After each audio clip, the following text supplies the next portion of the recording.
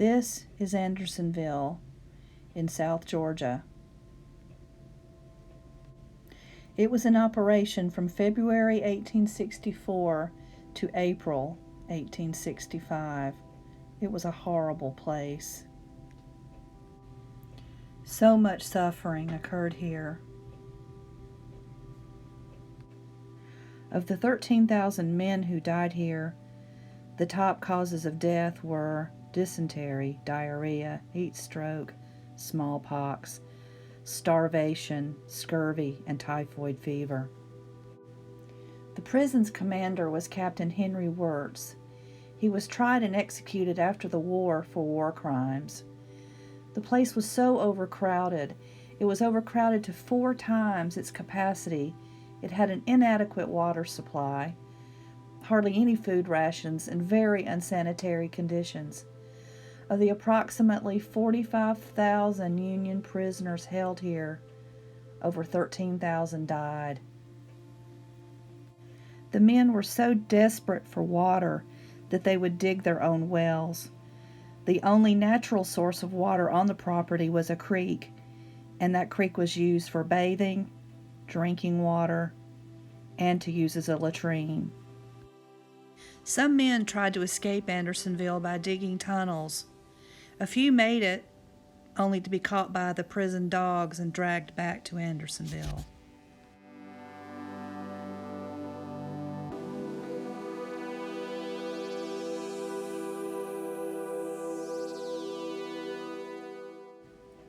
Their Confederate captors, the lack of food and water, the disease, was not their only enemy here at Andersonville. There was a group of their own comrades, fellow Union soldiers, who formed a group called the Regulators, and they would victimize new prisoners coming into the camp, stealing everything they had, their wedding rings, their food, what little they carried in, their boots, anything they could get of value. They would steal and terrorize them.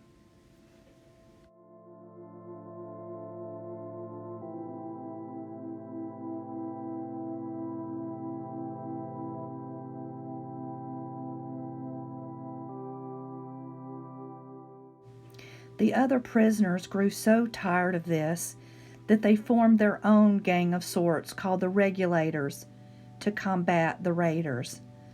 Surprisingly, with the help of Captain Wirtz, they were able to capture them and hold a trial of sorts inside the walls of Andersonville.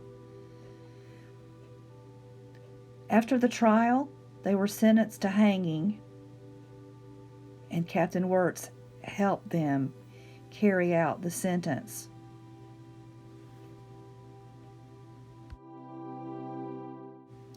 They are not counted among the honored dead. In April 1865, all of the prisoners at Andersonville were transferred to other prisons around the South.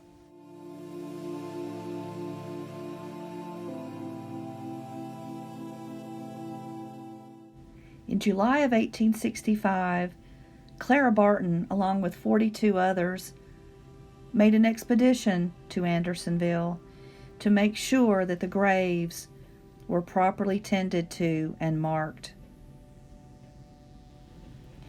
The cemetery was found in much better condition than anticipated, thanks to the care of about 25 former slaves who had found exposed bodies and reburied them.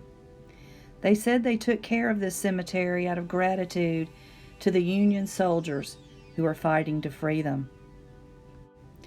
Clara Barton took particular note of this in her report. She said, quote, "Remember, mothers, that the pitying tear of the old-time slave, whom your son helped to freedom, is the only tear that falls upon his distant grave today."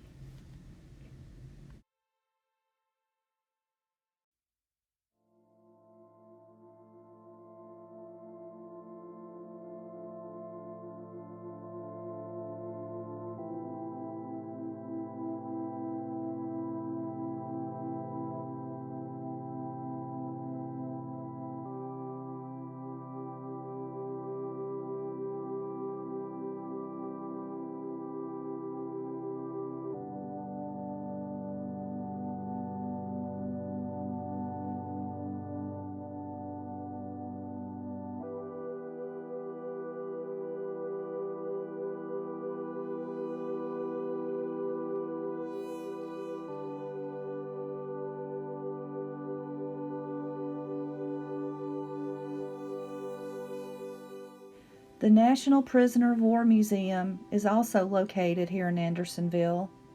It opened in 1998 and tells the story of prisoners of war throughout American history. This facility doubles as the park's visitor center and is the best place to begin a visit. Please visit when you can.